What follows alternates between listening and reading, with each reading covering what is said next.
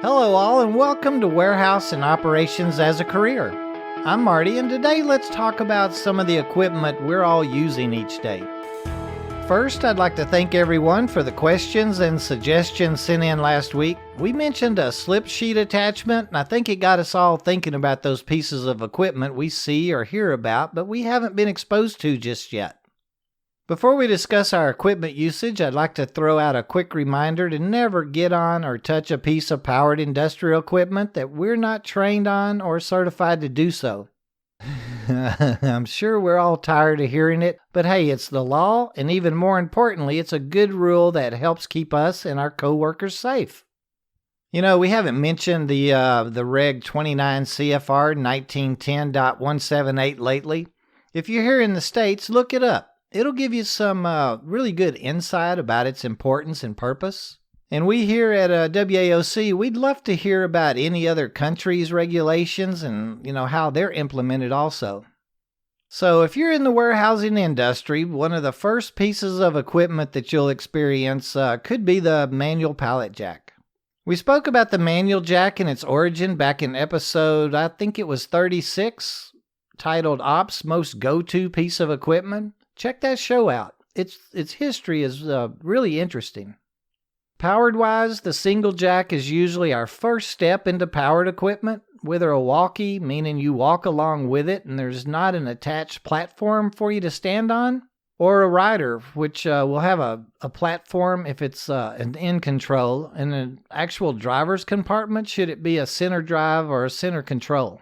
Those of us that's used a tow truck or a towver, man, I'm going way back now, will recognize it's a driver compartment. I think they just engineered a tow truck that we use to pull buggies behind with and added the load fork so we could select and pull pallets instead of having to fingerprint the product twice. Once placing on a buggy and then again, putting them on a pallet.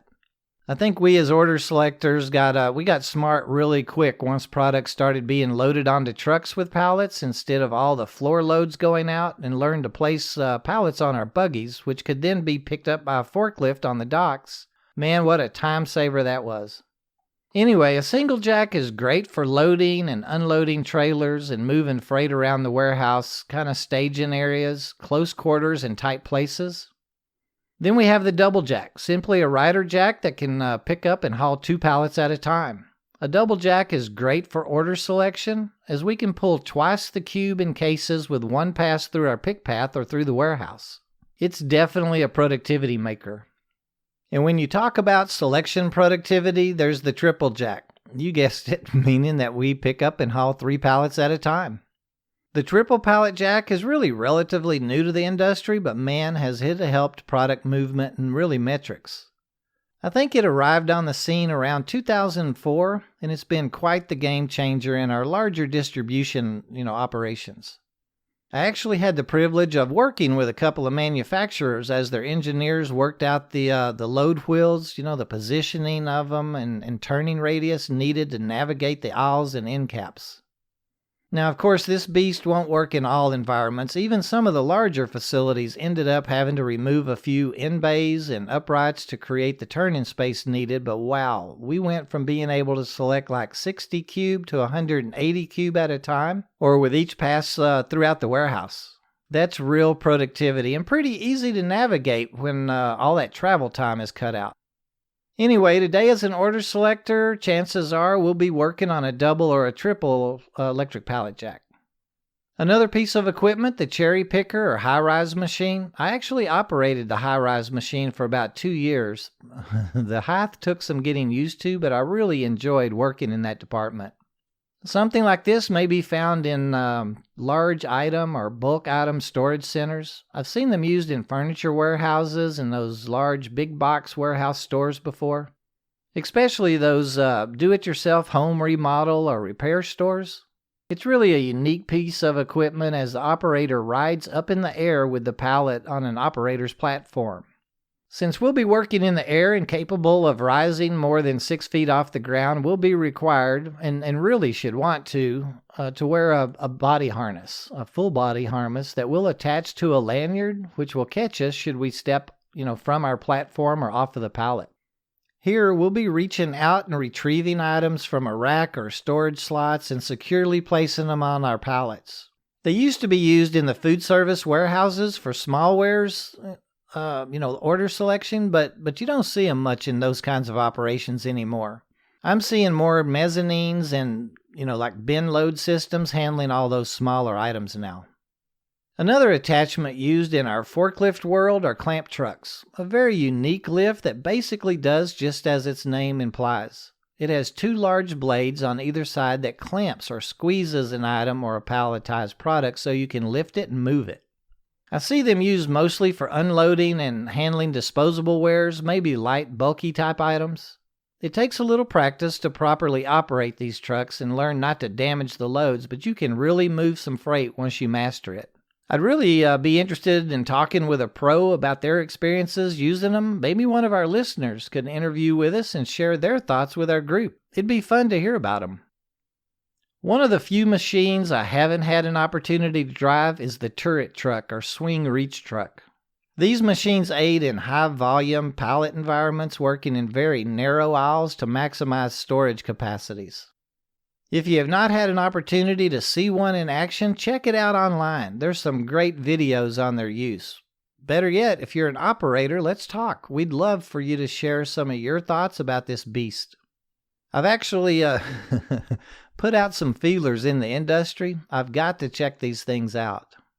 Let's see, what's another one? Oh yeah, the slip sheet. We've mentioned it a lot in the last 2 weeks, but I'm not sure we've really discussed it much.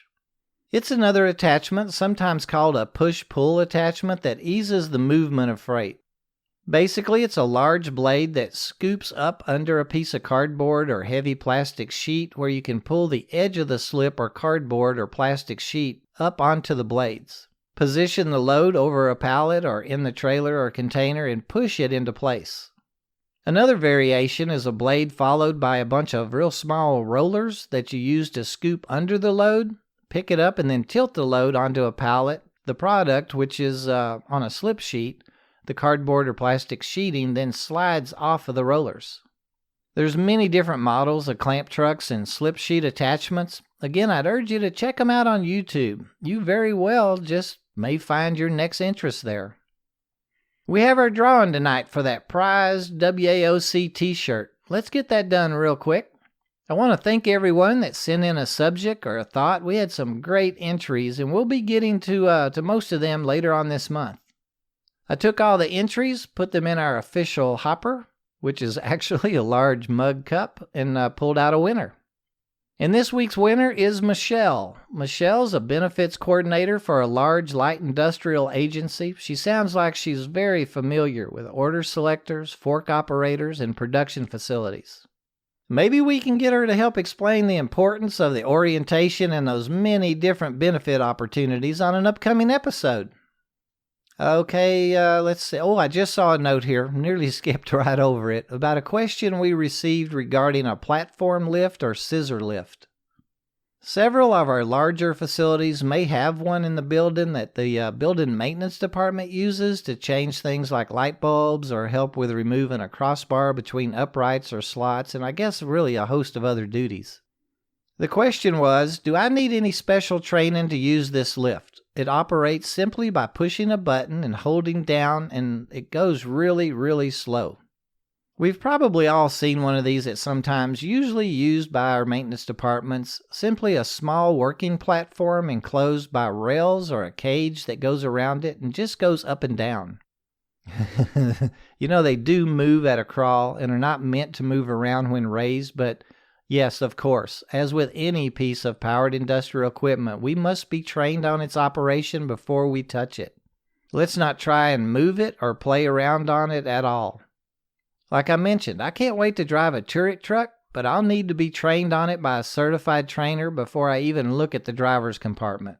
It's a hard temptation, but one that we have to respect. Let's never touch a piece of equipment until we're trained or certified to do so.